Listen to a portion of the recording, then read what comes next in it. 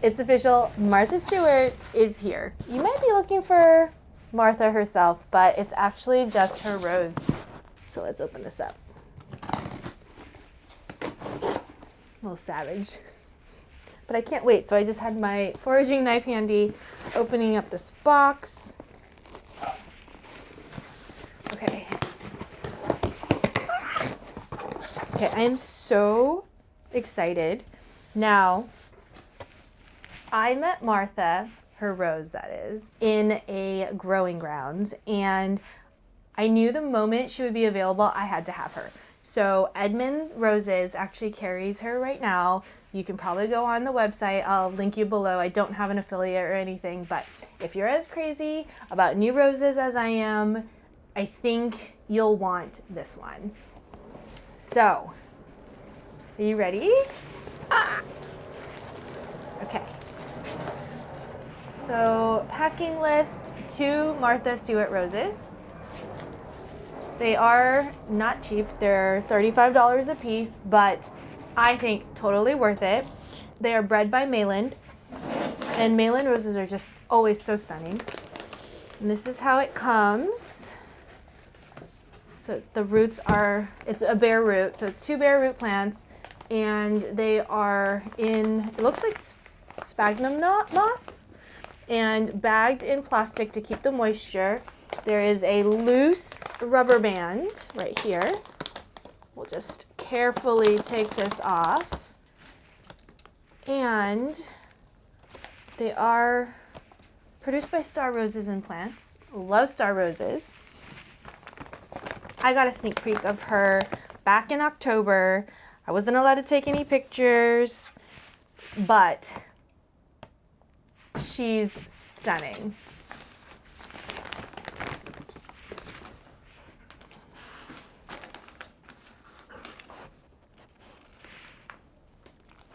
Kira. Hey, look. What are you doing? You can't have this. This is not a snack. This is to my left right now. Oh, there she is. Down. There, Kira. Hey. Okay, so back to business. So I'm going to very carefully take these out so you can see. Oh, they've been tied together. They are young plants, but they will grow really vigorously. So on here, you can see it is a patented variety. You cannot propagate these. So there's the Martha Stewart tag. And then over here, this is the Star Roses Martha Stewart tag. It's grade number 1, which is one of the top grades for roses. Let me take this off carefully. Actually, I'm gonna grab scissors real quick. Hold on. Hold on. I just saw I do have scissors. I'm still getting organized in my greenhouse, but this is my little she shed. Hold on.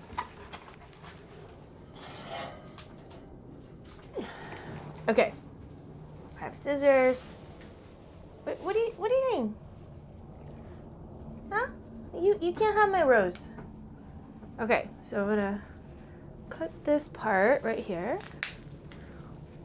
Okay. I know it just looks like a bunch of sticks with thorns to most people, but I am very, very excited about this. So I'll mail order roses because sometimes that's the only way you can get them. These aren't in store yet, so I think only Edmunds carries them. Hey, what do you need? No, you can go outside. Kira, we're doing a video. You wanna come up? You wanna come sit? Come here. Come on, up, come on. Come on, up, come here. Come on, get up here. Come on, get up here. Come on. This girl's crazy. Hey, don't eat my plant. Hey, you can't eat that plant, okay? This girl is so big. She's all fluff. Okay, she wants attention. I was out all day working on this year's Showcase House. And then I had an environmental committee. Oh my gosh. Girl, I'm trying to make a video here. Okay. So where was I? Yes. Sometimes I mail order plants because the varieties aren't available. So for example, this is Martha Stewart, not available in stores yet. And if I had seen these exact ones in store, I'm not sure I would have picked this based on the formation. Like, let me see if I can show you better or more closely. Like, there are two really nice thick canes right there, right? And then, but there's this weird kind of center one. And I actually might prune out this one in the middle because of that formation. And with roses, you want a really nice shape where you can have structure, but also airflow. And what I was taught is you want kind of like a hand or like a tripod. And this has that. You can see 1, 2, 3, but this center one right here is gonna be a problem later on. You can kind of see if I leave this to grow in the center, it's going to leaf out and then it might get too bushy. So the smart thing might be just to cut it right there when I plant while it's still kind of dormant. It is starting to wake up. You can see a little bit right here. Kira just jumped out of the greenhouse. There's some little leaf buds happening. And then on this one, in terms of formation, so there are 4 canes. Okay, so that's cool, but it's really flat. Instead of having like a nice rounded shape, it's not really doing it for me. Now, if I wanted to plant this along a wall, this actually might be really good because the formation would be flat. But if I wanted this as a round rose bush, it's not gonna grow that well in that shape without some pruning. So when I'm looking at this, I don't know, I may leave it alone just to see how it does and what canes come out before I try to cut this into a better shape. But yeah, see how flat that is? Not the biggest fan. But when you mail order, you don't get to pick. So I really wanted Martha Stewart. I didn't want to wait, and here she is. Now, is it the end of the world when it's shaped like this? No, you're still going to get a great rose, and you're still going to get flowers. It's still going to perform as long as you keep it adequately moist. Don't let it dry out. These roots are pretty moist still, but I might give it a soak for a few hours before planting. And yeah, I mean, I'm still really excited about getting these. Now that you've seen the bare root part, let me tell you about the rose and why I went crazy when I saw it. But I will put these back in here so they don't dry out while we talk. So the Martha Stewart rose is 4 to 5 inches across. I'll pop up a picture right here for you. And she smells amazing. I don't know if you know this, but a rose variety might take 10 years to develop. So it'll start in a test garden and it needs to be tested for multiple years. It needs to be bred, and then most roses that are grown from seed, because that's how you get a new variety, don't even make it to market. So it's pretty cool that I have the Martha Stewart rose. So what else can I tell you about Martha Stewart? The plant itself is not supposed to get too big. It's only supposed to be 2.5 to 3 feet tall. So I think it's gonna be a really nice compact bush. Maybe it would be great in a pot, but if you're going to do a pot, I would say something about this big.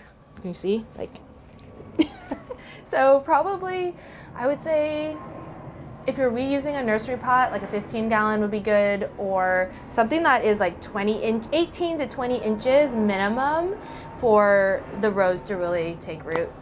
And I don't even know how I'm gonna plant it yet, but I do wanna get it started. So I will most likely put it into a 5-gallon until I know where it's gonna go.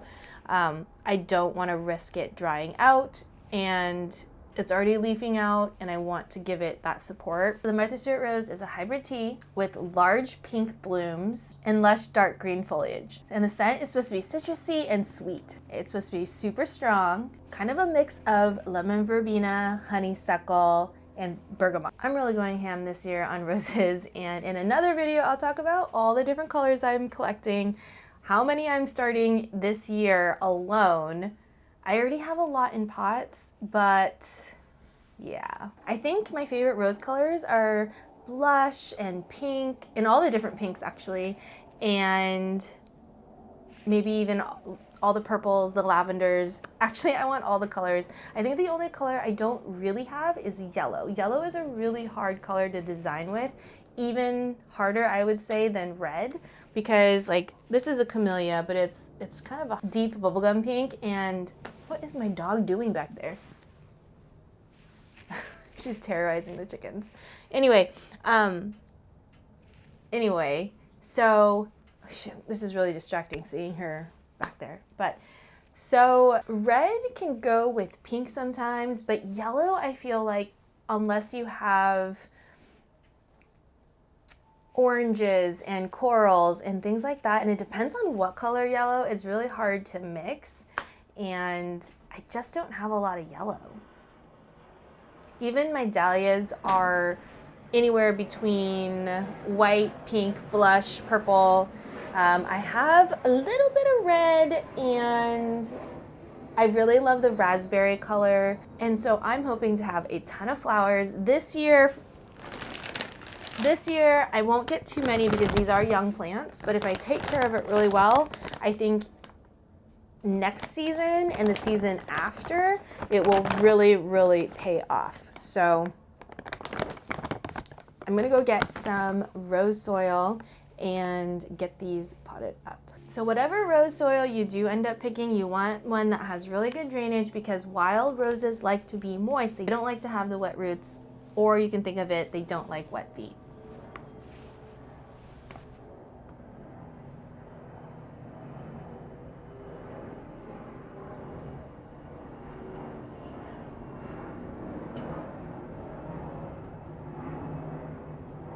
So the medium you select and how you water really differs based on what you end up picking. I tend to use a really light potting soil that is formulated for roses, so I don't really have to think about it too much to make it out for the roses.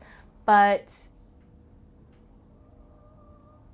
when you're first planting your roses, you don't want to add anything granular that could potentially burn the roots. One of the best ways to feed your young roses is to use fish fertilizer. You can even dilute the fish fertilizer as a foliar feed, and there's beneficial microbes. There's a lot of good things that come out of using a foliar spray. It is not a must-have.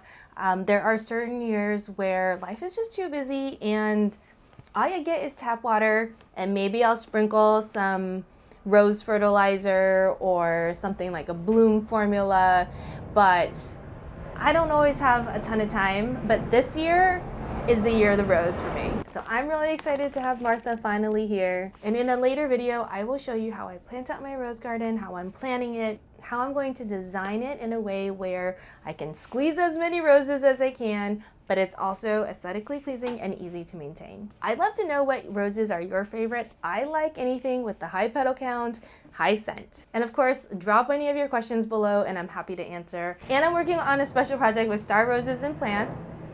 They're helping me with one of my design spaces at Pasadena Showcase House this year, and it's going to be amazing. We're having a full dedicated rose garden, and it's celebrating the 60th anniversary for Pasadena Showcase House, and we're also celebrating the 25th anniversary for Knockout Roses by Star Roses. This year is going to be full of flowers and food, and I can't wait to share it all with you, so make sure you subscribe, and I'll see you in the next one.